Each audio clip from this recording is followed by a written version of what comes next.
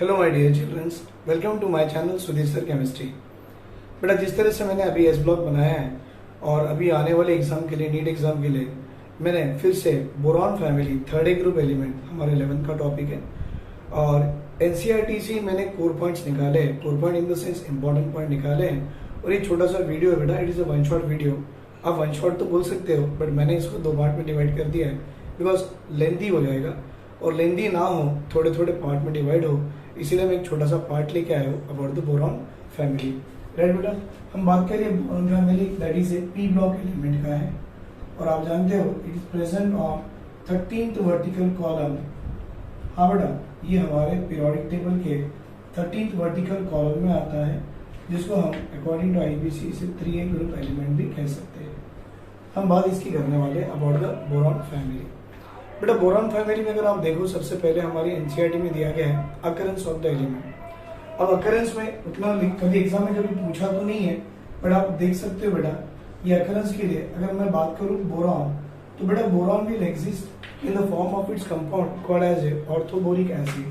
तो ये H3BO3 के कंपाउंड में आपको बोरॉन मिलता है और it will be called as a what, orthoboric acid. एक अकरेंस की बात किया है मैंने, नॉट मोर देन दैट, क्योंकि एनसीईआरटी के सारे लाइन में से जो लाइन मुझे इंपॉर्टेंट लगी मैं आपको बताना चाहूंगा, बाकी वैसे भी आपके पास में है। अब ये भी जानते हो बेटा, हमारा boron will exist in the form of the compound called as a borax, और आई थिंक बोरैक्स को आप टिंकल के नाम से जानते हो। तो it also exist in the compound called as a Na2B4O7.10H2O। Right sir, it is called as a borax. बेटा, इसका नाम होता है सुहागा। It is also called as a tincal, also called as a tincal. इनके नाम से जाना जाता है बोरैक्स। एक्चुअली ये पाया कहाँ जाता है, आप मालूम, लद्दाख के पुगा वैली में पाया जाता है। एनसीईआरटी में मेंशन किया है बेटा, ये कहाँ means where this compound will be, means we are getting the located. तो आप बोल सकते हो ये पुगा वैली होती है लद्दाख में, और इस पुगा वैली में बेटा DAK सही तो लिखा, पुगा के लद्दाख वैली में पाया जाता है। राइट, ये जो बोरॉन जो कंपाउंड है या कंपाउंड ऑफ द बोरॉन हमको कार्नाइट के फॉर्म में भी मिलता है। And do you know the formula of kernite is Na2B4O7.4H2। तो ये और एक कंपाउंड के फॉर्म में आएगा बेटा, Na2B4O7.4H2, जिसको आप इसके नाम से जानते हो, कार्नाइट के नाम से। सर ऐसा तो कभी नीट में पूछता नहीं। हाँ बेटा, पूछता तो नहीं है, हो सके ऐसा क्वेश्चन दे दे luckily, among the following which is the correct form of a kernite. तो भाई कार्नाइट तो आपने सुना ही नहीं,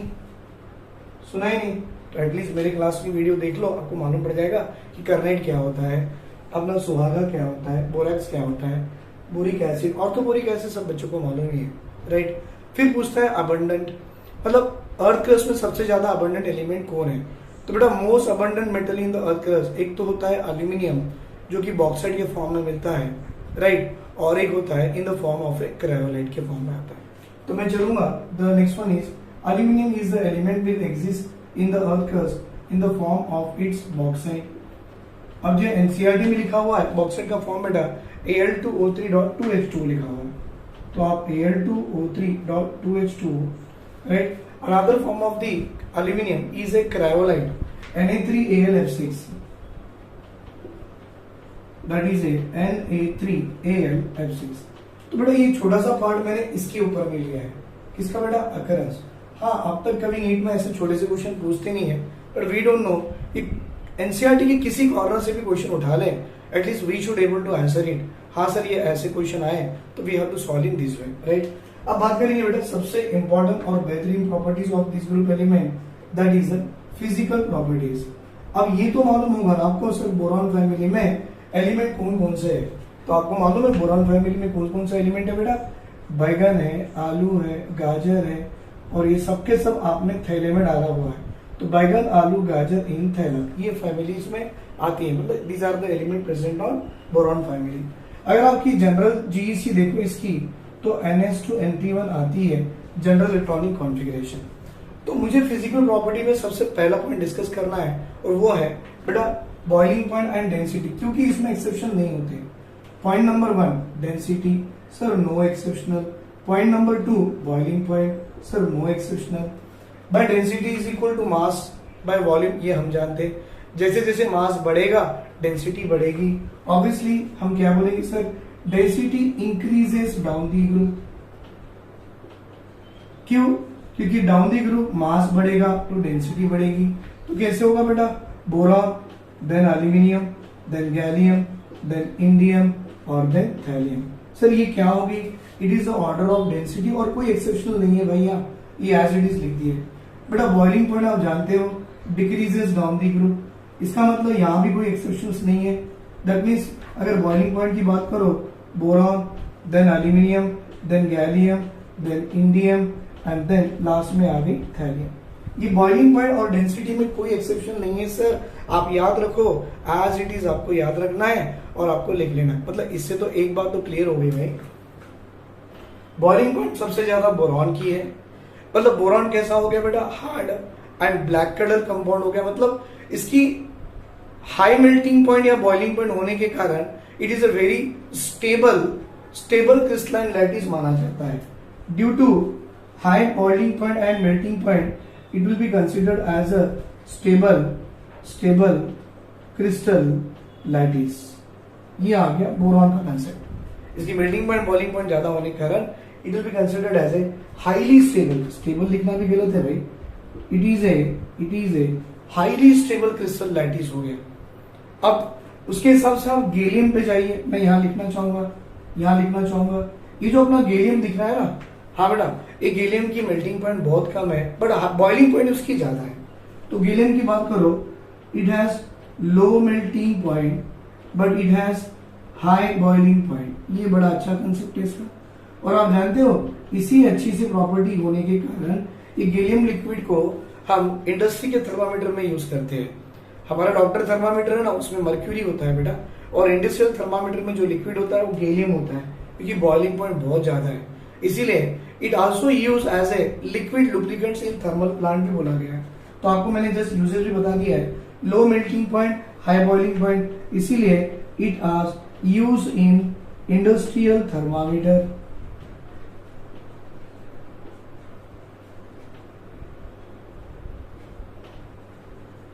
बेटा इंडस्ट्रियल थर्मामीटर में यूज किया जाता है इसको। Not only that, it also has a what you can say gallium में that is also used as a lubricant in the thermal industries. तो इतना इंपॉर्टेंट तो ये लिख लो बेटा, क्योंकि एनसीईआरटी का यूजेस यही है, it will be used in the industrial thermometer. Please note down this one.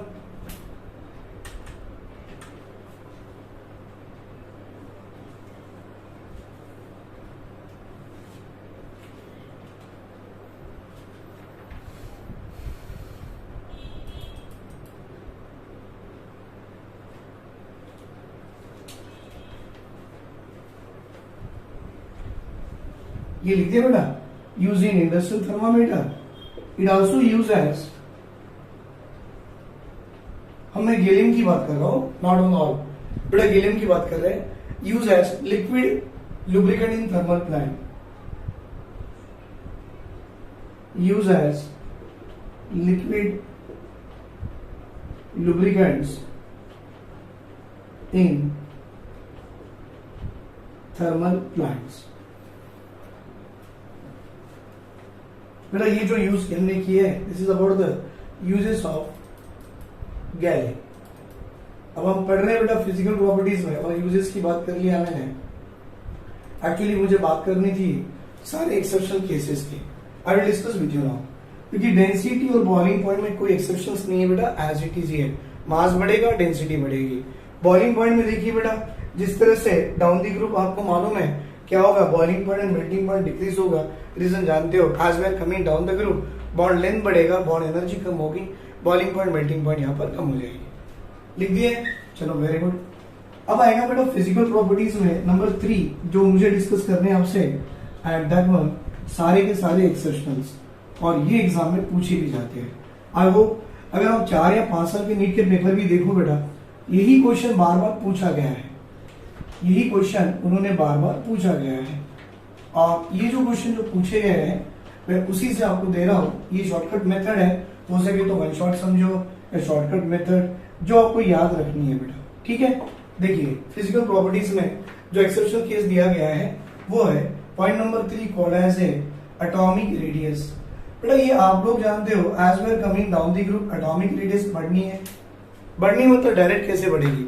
Boron, aluminium, gallium, indium, thallium. यहाँ पे थोड़ा सा एक्सेप्शनल है बेटा, ये बोरॉन है, एल्यूमिनियम की बजाय गैलियम आ गया, फिर एल्यूमिनियम यहाँ आ गया, बोरॉन, एल्यूमिनियम, गैलियम, फिर आएगा इंडियम और फिर आएगा थैलियम। सर ये आ गया एक्चुअल एटॉमिक रेडियस का ट्रेंड आ गया। तो देखो बेटा इन दोनों में कुछ एक्सेप्शन केसेस आ गए हैं।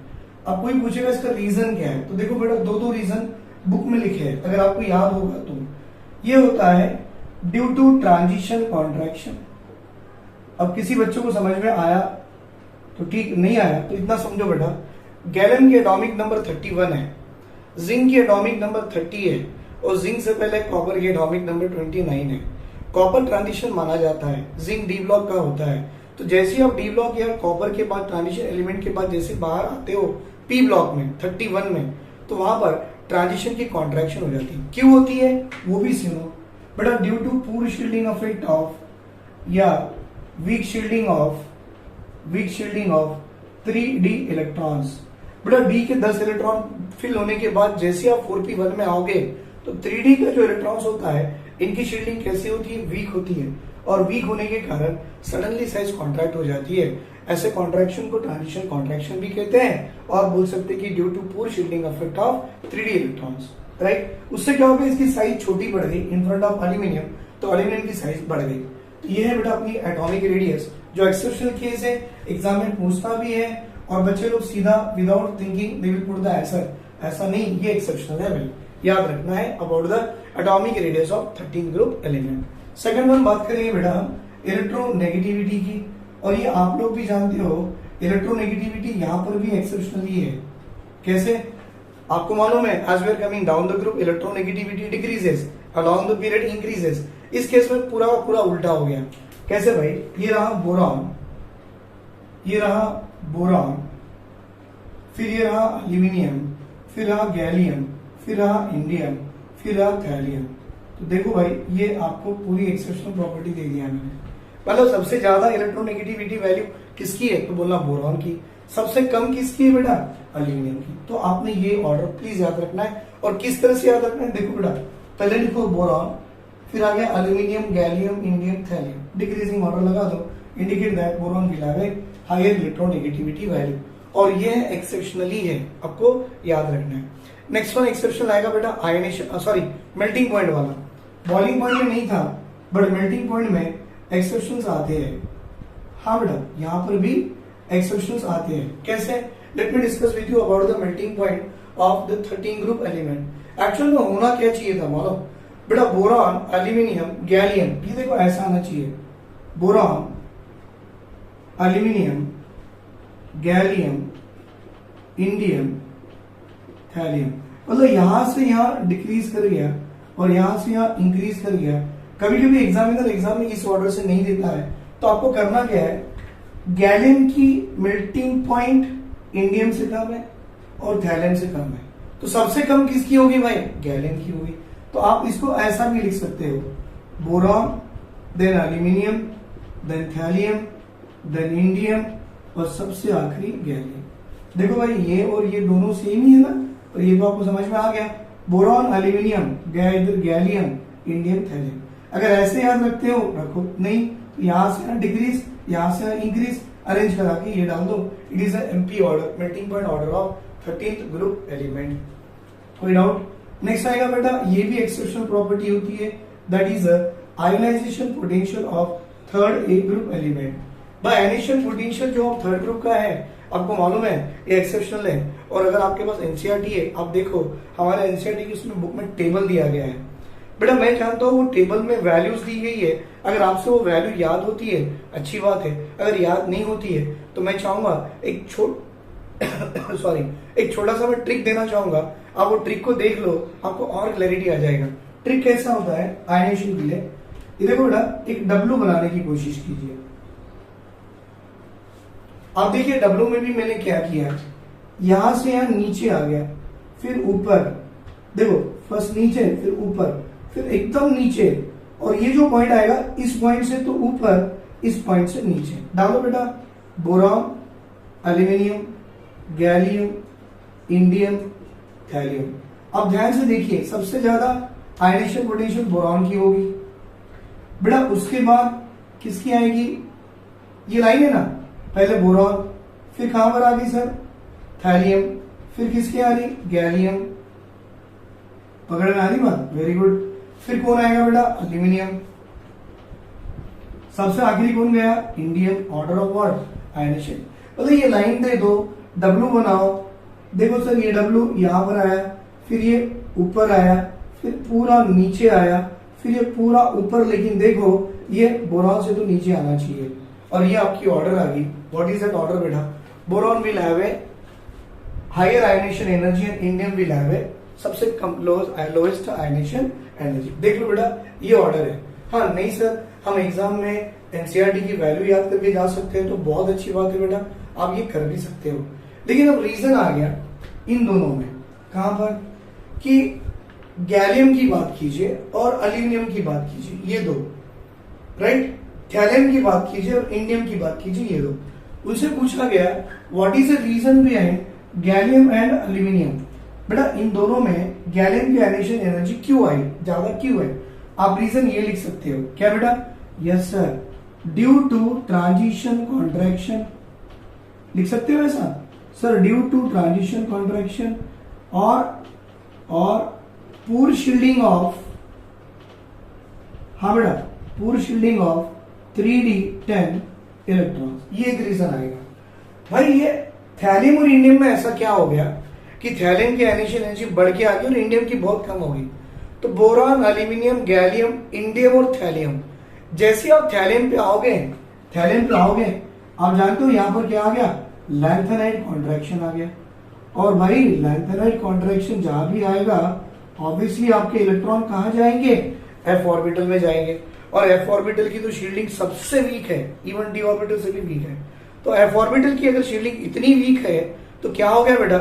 उस साइज में इतना कॉन्ट्रैक्शन आ गया कि डेफिनेटली उसकी आयनेशन एनर्जी हमारे इंडियम से बढ़ के आएगी। It is the order of ionisation energy, और ये एक्सेप्शन आपको याद रखना है। स्क्रीनशॉट ले लो बेटा इसका भी।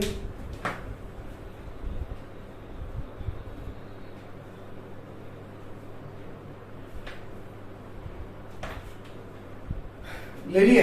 Very good. तो मैं चाहूंगा आपको, ये जो मैंने आपको बना के दिया बेटा, एक जनरल प्रॉपर्टी के साथ में बना के दिया। I will do one thing, chemical properties का जो वीडियो है I will do in my next part. तो इसलिए नेक्स्ट पार्ट में दे रहा हूं बिकॉज ये सबसे एक्सेप्शनल पार्ट है। अगर एक ही में मिला दिया तो बच्चे लोग थोड़ा कंफ्यूज हो जाएंगे। मैं चाहूंगा बहुत इंपॉर्टेंट पार्ट है बेटा ये, तो मैंने एक वीडियो में बना दिया। सेकंड वीडियो में मैं बनाऊंगा chemical properties of boron family के साथ में remaining compounds of the boron, जो कि बोरिक एसिड होगा, बोरैक्स हो गया, उनकी properties and all will discuss in our next class. Thank you बेटा, थैंक यू वेरी मच। अगर आपको ये मेरा वीडियो पसंद आया तो please like it, share it and subscribe it. और हो सके तो आपके दोस्तों को और फ्रेंड सर्कल में इतना शेयर कीजिए कि ये वीडियो से सब बच्चों का हेल्प हो जाना चाहिए। थैंक यू बेटा, thank you very much, all the best.